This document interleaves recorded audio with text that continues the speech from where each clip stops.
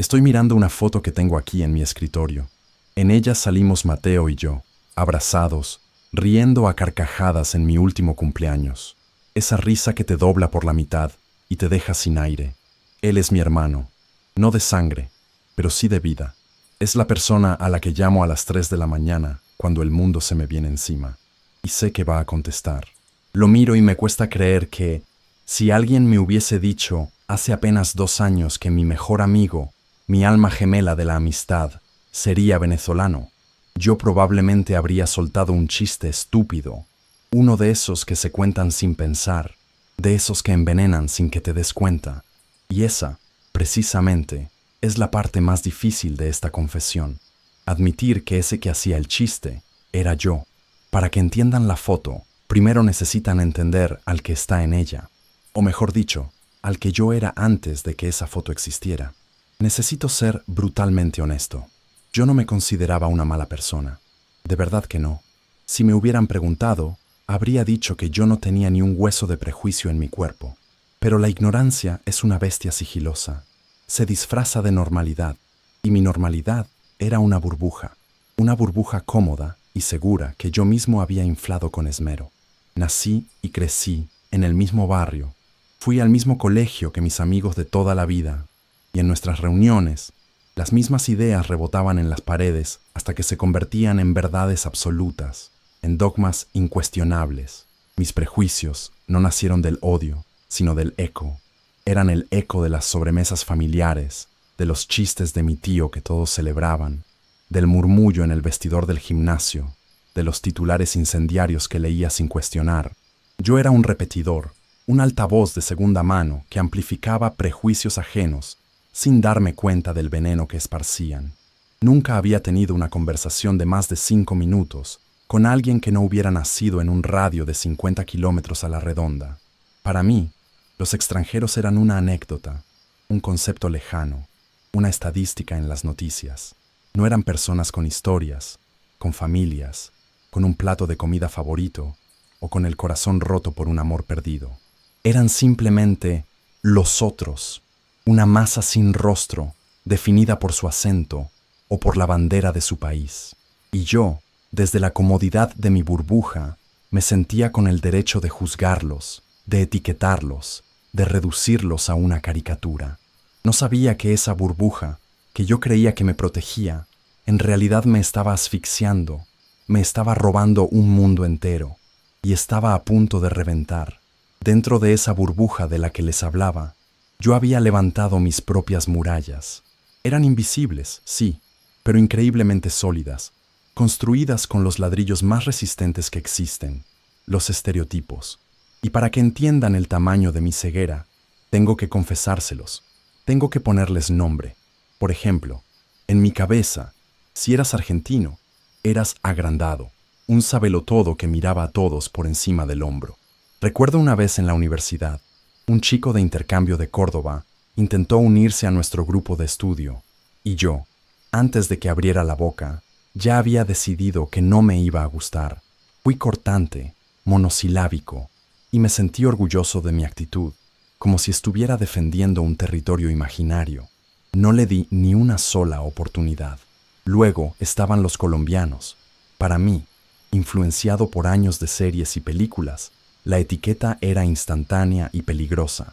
No importaba si era un ingeniero, un músico o un panadero. En el fondo de mi mente, una voz estúpida y maliciosa susurraba una advertencia. Y con los venezolanos, que en los últimos años habían llegado más a mi ciudad, la cosa era distinta, pero igual de injusta. Mi prejuicio se disfrazaba de una lástima condescendiente. Los veía como un bloque homogéneo de pobrecitos, de gente que necesitaba ayuda. No los veía como pares, como profesionales, como personas con la misma capacidad o incluso superior a la mía. Los miraba con una compasión arrogante, que es quizás la forma más sutil y cruel de la xenofobia. Estas no eran solo ideas flotando en mi cabeza, eran filtros que me hacían cambiar de acera, que me hacían sujetar más fuerte el celular en el metro, que me hacían preferir ser atendido por alguien que se viera como yo. Cada uno de esos pensamientos era un ladrillo más en mi fortaleza de soledad. Me creía seguro ahí dentro, cuando en realidad estaba preso. Estaba encarcelado en mi propia ignorancia, condenado a un mundo en blanco y negro, sin matices, y no tenía ni la menor idea de que el hombre que iba a demoler esa fortaleza, ladrillo por ladrillo, con la única fuerza de su humanidad, estaba a punto de cruzar la puerta. Y entonces, en un martes cualquiera, uno de esos días grises y predecibles, la puerta de mi burbuja se abrió. Ocurrió en la oficina. Estábamos en medio de la reunión matutina cuando mi jefe entró a la sala con alguien que yo nunca había visto. Era alto, con una sonrisa que parecía un poco nerviosa pero genuina. «Equipo», dijo mi jefe con ese tono formal, «les presento a Mateo. Se une a nosotros desde hoy en el área de proyectos. Él es de Venezuela». Y en el instante en que la palabra Venezuela salió de su boca, todas las alarmas de mi sistema de prejuicios se encendieron. Fue automático, un reflejo vergonzoso y profundamente arraigado. Mi cerebro, en una fracción de segundo, lo escaneó por completo, no para darle la bienvenida, sino para clasificarlo. Mi mente se llenó de un ruido horrible, un torbellino de todos los estereotipos que cargaba. Lo primero que pensé fue en esa lástima condescendiente. Pobre, a ver cuánto dura. Seguro viene de pasarla muy mal. Analicé su ropa, sus zapatos, su reloj, buscando inconscientemente alguna señal que confirmara mi estúpida narrativa de carencia. Cuando se acercó a presentarse, yo ya tenía un guión completo escrito para él en mi cabeza. Me dio la mano con firmeza, me miró a los ojos y dijo: «Mateo, un placer», con ese acento inconfundible. Y yo le devolví un apretón de manos flojo, una sonrisa de plástico que no me llegó a los ojos y un bienvenido que sonó más a un trámite que a un saludo sincero. Durante el resto del día, lo observé desde la distancia segura de mi escritorio. Vi cómo hablaba con los demás, cómo intentaba entender el funcionamiento de la impresora, cómo almorzaba solo en la cafetería. Cada uno de sus movimientos era filtrado por mi juicio. Si preguntaba algo, era porque no entendía. Si se reía, era demasiado ruidoso. No le di tregua. Esa tarde, al llegar a casa, me sentí extrañamente satisfecho, como si mi sistema de creencias hubiera sido validado. Había conocido a un venezolano, no a Mateo. No tenía ni la más remota idea de que ese hombre, al que yo había sentenciado en silencio en menos de 8 horas, no solo iba a ser mi compañero de trabajo, iba a ser el espejo que me obligaría a ver, por primera vez, el monstruo de la ignorancia que me habitaba. Pasaron un par de semanas. Mi interacción con Mateo se mantuvo en ese terreno que yo había delimitado: profesional, distante y estéril. Un buenos días, un con permiso y nada más. Yo seguía observándolo a través de mis filtros, y él, seguramente sintiendo mi frialdad, mantenía una distancia respetuosa. Hasta que una noche, la muralla tembló. Teníamos que entregar un informe para un cliente importante a primera hora del día siguiente, y como siempre pasa, todo se complicó. Nos quedamos solo los dos en la oficina, rodeados por el silencio denso de la noche, el zumbido de las computadoras y una sensación de pánico compartido. Eran casi las 11 y el cansancio ya empezaba a ganarme la batalla. Fue entonces cuando él se levantó. Yo pensé que se iba a casa, que me iba a dejar solo con todo el marrón. Y en mi interior una voz cínica dijo: «Lo sabía, no aguantan la presión». Pero no fue a por su abrigo. Se acercó a mi escritorio y me dijo con voz tranquila: «Oye, estás muerto. Voy a la máquina por un café. Te traigo uno. Negro, ¿verdad?». Me quedé helado, no solo por el gesto, sino porque había recordado cómo tomaba el café de una conversación ajena que había escuchado días atrás. Le dije que sí, casi en un susurro. Cuando volvió con los 2 vasos de plástico humeantes, no se fue a su sitio. Se apoyó en la mesa de al lado y, buscando romper la tensión, señaló el protector de pantalla de mi computadora que mostraba la portada de un disco de Soda Stereo. «¿Soda Stereo? Tremenda banda», dijo. Yo asentí, esperando que la conversación muriera ahí, pero continuó. «Mi papá tenía el disco Canción Animal en vinilo. Lo ponía todos los domingos. La guitarra de Cerati en esa canción. Es de otro planeta, ¿no crees?». Y entonces ocurrió la magia. Empezamos a hablar. Hablamos de Cerati, de Caifanes, de Fito Páez. Discutimos sobre cuál era el mejor disco, la mejor canción, y durante al menos 15 minutos, que se sintieron como un suspiro, ocurrió algo que nunca me había pasado. Me olvidé por completo de su acento. Me olvidé de que era el nuevo. Me olvidé de que era el venezolano. Era solo Mateo, un tipo que, como yo, sentía un escalofrío en la espalda al escuchar los primeros acordes de música ligera. Cuando el café se acabó y volvimos al trabajo, el silencio era diferente. Ya no era un silencio hostil, era un silencio cómodo. Esa noche, sin darme cuenta, Mateo había encontrado una grieta en mi muralla, y por esa pequeña grieta, por primera vez, se había colado un poco de luz. Después de aquella noche, algo cambió en el aire entre nosotros. El buenos días ya no era un formalismo, tenía un eco de complicidad. A veces, cruzábamos miradas en la oficina y nos sonreíamos, un gesto silencioso que recordaba nuestra tregua nocturna al ritmo de Cerati. La grieta en mi muralla seguía ahí, y aunque yo intentaba ignorarla, me sentía extrañamente atraído por ella, como si quisiera asomarme a ver qué había del otro lado. Yo seguía siendo el mismo idiota precavido, pero ahora la curiosidad había empezado a librar una batalla silenciosa contra mis prejuicios. Una batalla que estaba a punto de tener su enfrentamiento decisivo. Fue un viernes por la tarde. Estábamos cerrando la semana y el ambiente era más relajado. Mateo se acercó a mi escritorio, esta vez sin la excusa del trabajo. Se le veía un poco nervioso, como si estuviera dudando. «Oye», me dijo, «sé que es un poco de repente, pero mañana voy a hacer unas arepas en mi casa. Vienen algunos amigos, todos buena gente. Si no tienes ningún plan, me encantaría que vinieras». En el instante en que pronunció la palabra casa, mi estómago se hizo un nudo. Se me secó la boca. Mi cerebro entró en modo de pánico y empezó a fabricar excusas a la velocidad de la luz. Una comida familiar, un compromiso previo, una enfermedad súbita y fulminante. El miedo era real. Era un miedo visceral a lo desconocido. ¿Ir a su casa? ¿Conocer a sus amigos? En mi mente, la escena era una película de terror social.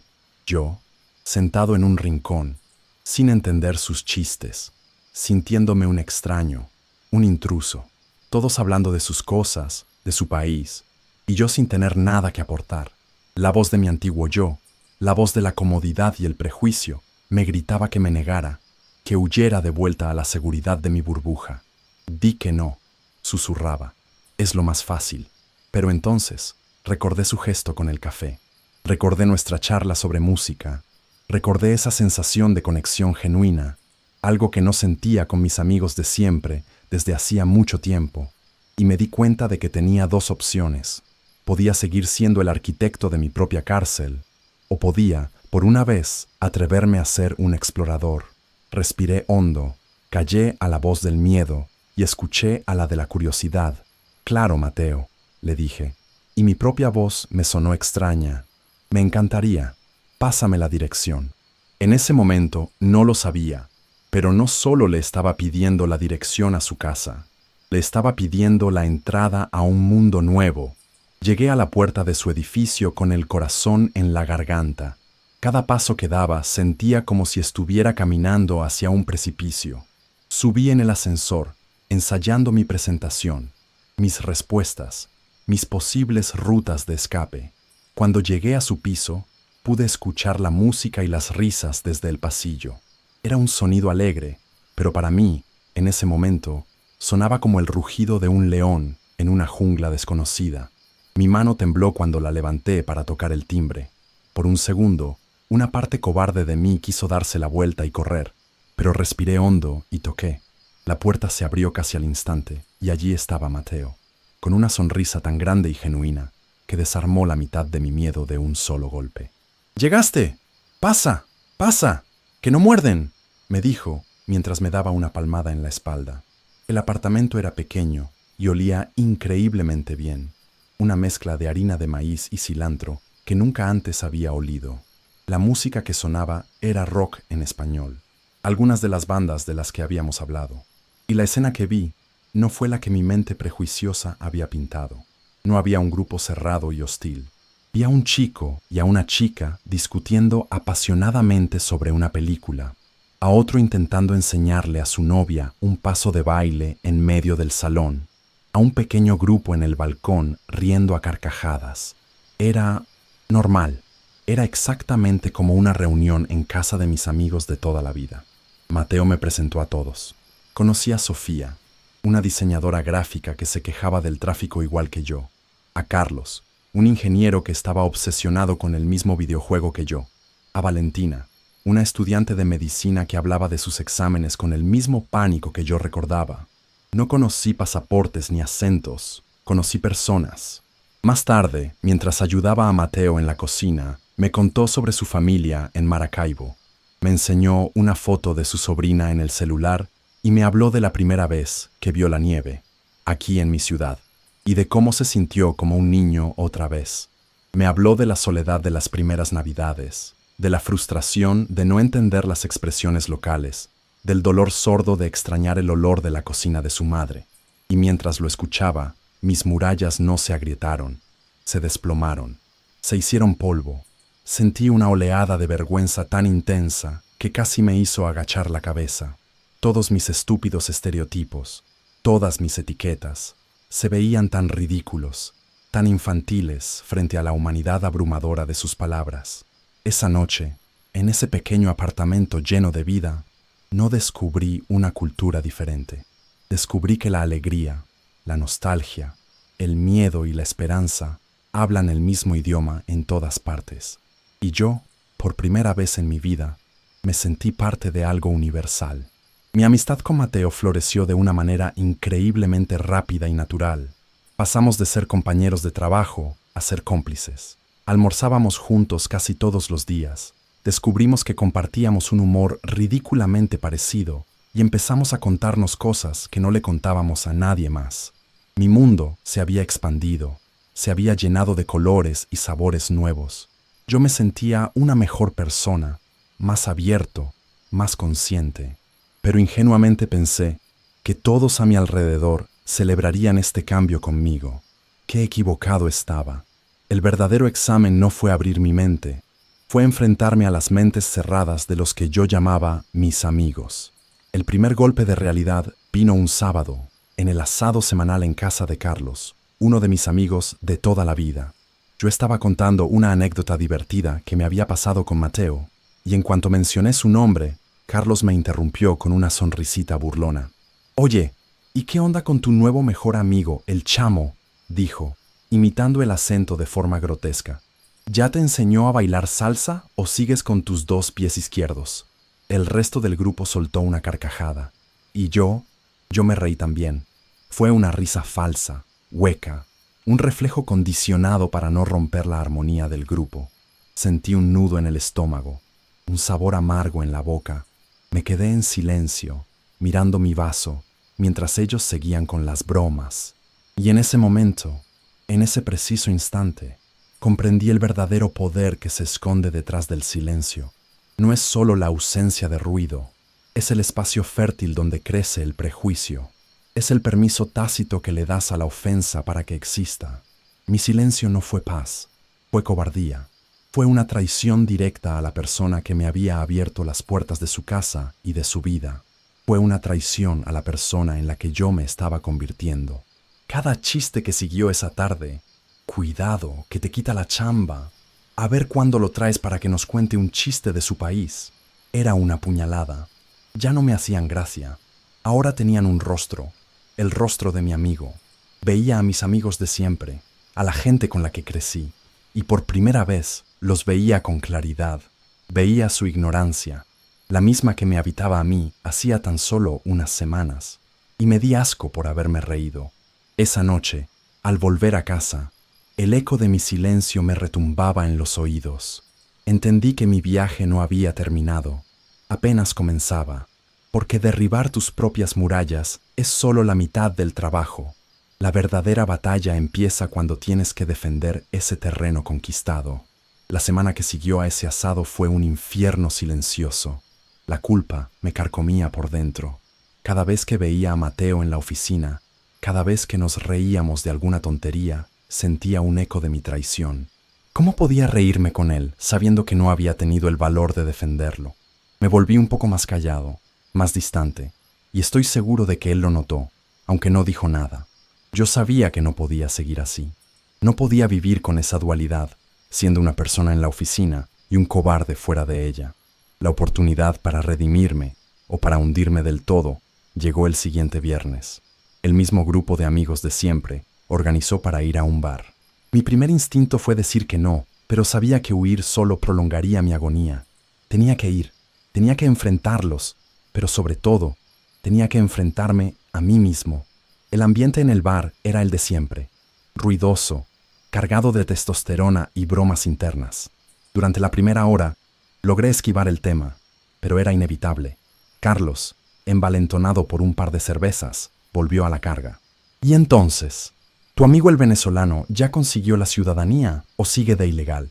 Soltó con una risa estruendosa, buscando la aprobación del resto. Y en ese segundo, todo se detuvo para mí. Vi sus caras, esperando mi risa cómplice. Vi la imagen de Mateo enseñándome la foto de su sobrina. Vi mi propio reflejo cobarde en la mesa del asado. Y un interruptor dentro de mí cambió de posición. Se acabó. Dejé mi vaso sobre la mesa con un golpe seco que silenció la conversación. Los miré a todos, uno por uno, y con una calma que me sorprendió hasta a mí, hablé. Se acabó, Carlos, dije, mirándolo directamente a los ojos. No vuelvas a hablar así de él, ni de nadie. No es gracioso. Carlos se puso a la defensiva. Oye, tranquilo, era solo una broma. ¿Qué piel delgadita tienes ahora? Y esa fue la gota que derramó el vaso. No, no es una broma, respondí, mi voz ganando firmeza. Ustedes no lo conocen, no saben nada de él. No saben lo que es dejar tu vida entera atrás para empezar de cero en un lugar donde gente como ustedes lo juzga sin siquiera saber su nombre.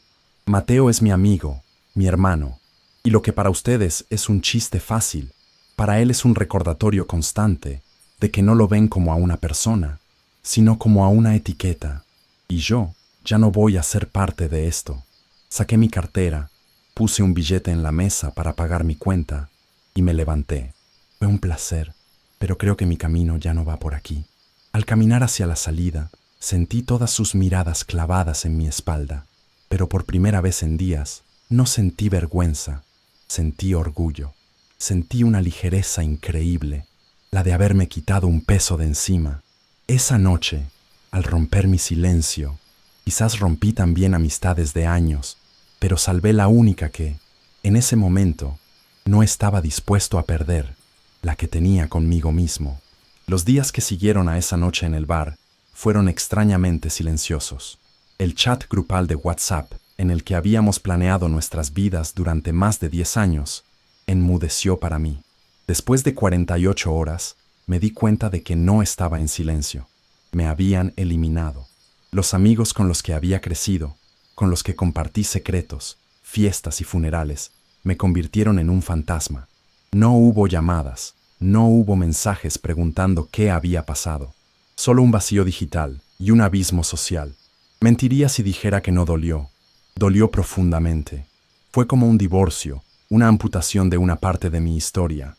Cada recuerdo feliz que tenía con ellos ahora estaba teñido por la decepción de saber que nuestra amistad tenía un límite, el límite de su comodidad.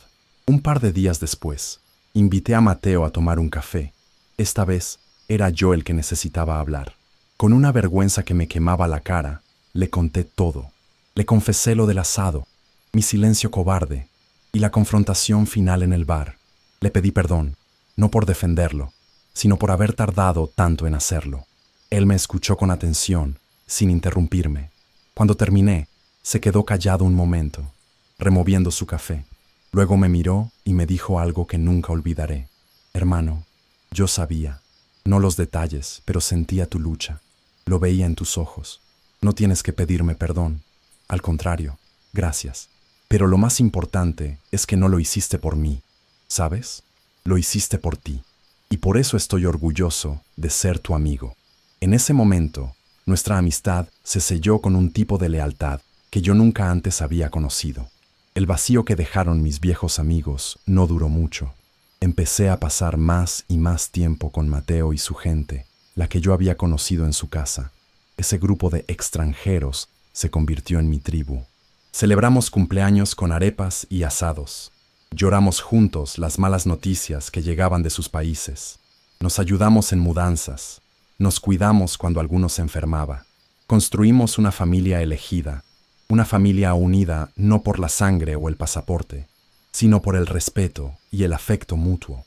Mi mundo, que antes se sentía pequeño y asfixiante, ahora era un mosaico de acentos, historias y perspectivas. Perdí amigos que conocía de toda la vida, sí, pero gané hermanos. Y entendí que el verdadero hogar no es el lugar de donde vienes, sino el lugar donde te aceptan por quien eliges ser.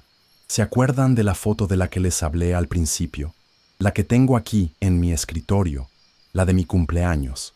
Ahora que conocen la historia, quiero que la miren de nuevo conmigo, pero esta vez con otros ojos. Esa foto fue tomada hace un par de meses, en mi apartamento, y si pudieran ampliar el encuadre, verían que las personas que me rodeaban esa noche no eran las mismas de mis cumpleaños anteriores. Estaba Mateo, por supuesto, con un gorrito de fiesta ridículo que él mismo trajo. Estaba Sofía, la diseñadora, que me regaló un cuadro increíble. Estaba Carlos, el ingeniero, y su novia, bailando como si nadie los viera. Estaba toda esa familia que yo había elegido, o que más bien me había elegido a mí. La risa que ven en esa foto, esa carcajada que te dobla, fue porque Mateo, intentando hacer un brindis solemne, confundió una palabra en español y dijo algo completamente absurdo que nos hizo estallar a todos. Y en esa explosión de alegría colectiva, no había acentos, no había nacionalidades, solo había amor. Había una conexión tan pura y tan real que era casi palpable. Antes, mis fotos de cumpleaños eran un ejercicio de repetición. Las mismas caras, los mismos chistes de siempre, la misma sensación de que estábamos cumpliendo un guión. Eran fotografías en blanco y negro, aunque técnicamente fueran a color.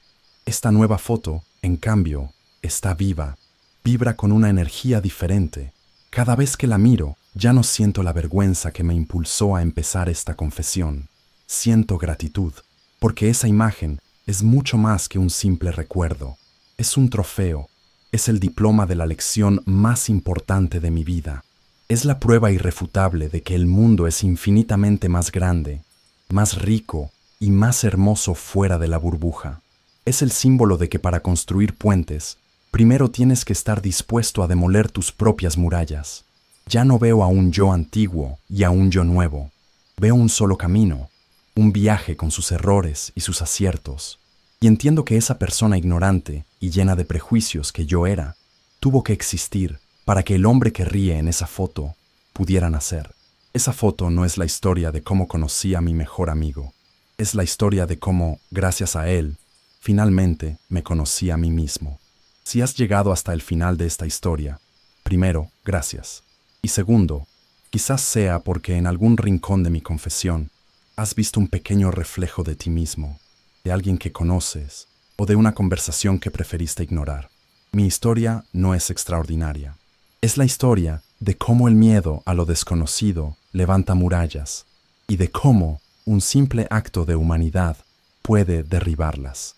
El prejuicio, aprendí de la manera más dura, es simplemente una historia que nos contamos sobre los demás para no tener que tomarnos el trabajo de conocerlos. Y se alimenta de la distancia, la xenofobia, el racismo, la intolerancia. Todos son fantasmas que se hacen gigantes en la oscuridad de la ignorancia, pero se encogen y desaparecen bajo la luz de un café, de una conversación, de una arepa compartida. Por eso creé este canal. Por eso estoy rompiendo mi propia vergüenza para contarles esto, porque entendí que el verdadero cambio ocurre detrás del silencio. Y detrás de ese silencio, no solo se esconde la complicidad con un chiste cruel, también se esconde la oportunidad de una amistad que podría cambiarte la vida. Detrás del silencio de no querer incomodar, se esconde la pregunta que podría abrir un mundo nuevo para ti.